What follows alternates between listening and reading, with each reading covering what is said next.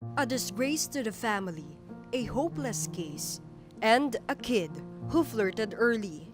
These are some of the derogatory remarks we might have heard about teenage mothers, probably while we're watching our favorite drama show, or worse, from our own relatives. In majority of cases of teen pregnancy, the women are the most disadvantaged.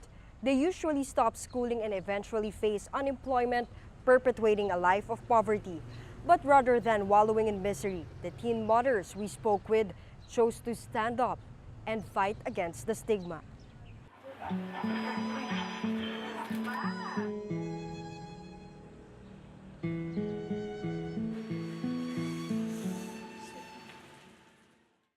This is Sabrina Lopamia. She got pregnant during her teenage years, not once, but twice. Like most of teen moms, Sabrina was also not ready when she had her first child at 14. Hindi ko siya alam na buntis na ako. Then, hindi na lang ako nagkaroon ng menstruation noong time na yun. Then, nag-PT ako. Yun, positive na siya. She dropped out from school upon learning about her pregnancy. Her then boyfriend left her, and months later, after giving birth, she immediately resumed her studies. But prior to her high school graduation, she was pregnant again. Sabrina remembers the nasty remarks people have said behind her back. Sinasabi na ang bata-bata pa nito, nagkaanak na, then ano mangyayari daw sa buhay ko. She felt hopeless. But because of the support of her family, Sabrina realized that it is never too late for her to change her fate. She took a short course on food and beverage services at the Technical Education and Skills Development Authority, or TESDA. This regained her confidence. She also started to dream again, but this time, not for herself anymore, but for her own family. Sabrina, now 22, works at a 5-star hotel in Makati. She is still with the father of her second child, and she is a happy and fulfilled mother. Sabi ko sa sarili ko, may mangyayari pa sa buhay ko, nasa akin naman yun eh. And kung gagawa man ako ng buhay ko, I decided na maging mabuti yung buhay ko, mapaganda ko pa rin yung... Kaya nagpupursige ako sa buhay ko ngayon na magtrabaho pa rin.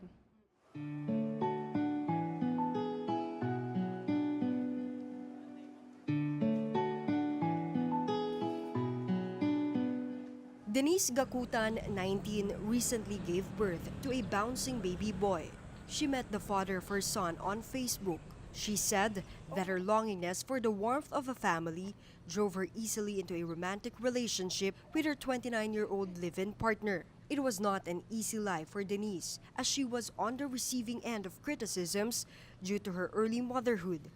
Yet for her, being a young mom is life-changing even if it's scary. This turned her into a selfless and stronger person, and she hopes other teenagers who already have kids will have the same strength she has in facing life.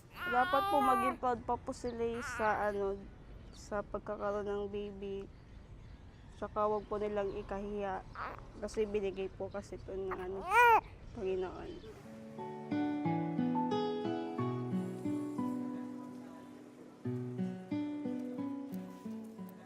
Meanwhile, it was ironic for Mafil Sungahid, an active family planning advocate since she was 12, to become a teen mom herself. Mafil was 17 when she became a mom. Nahiya.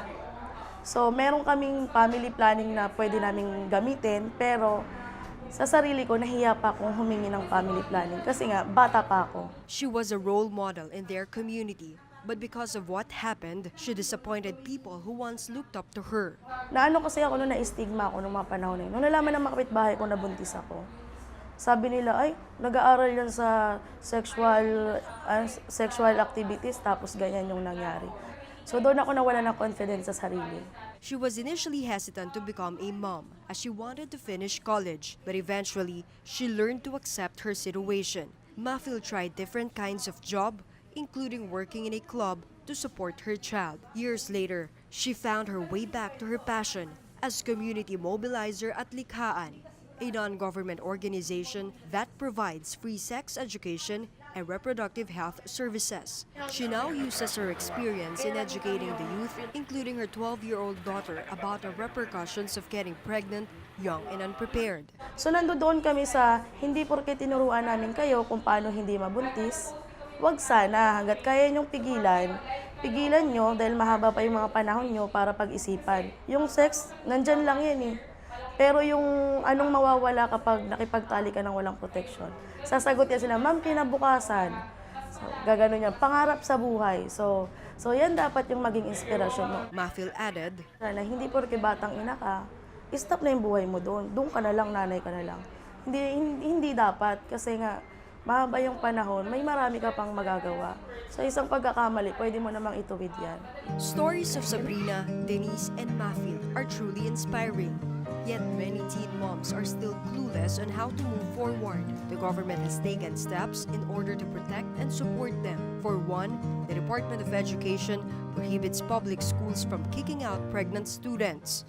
Pag-module na muna sila, then babalik sila sa school, hindi sila na idadrop or hindi sila pinapaalis sa school. While Tess the Women's Center has a daycare center where their student mothers can leave their kids while studying.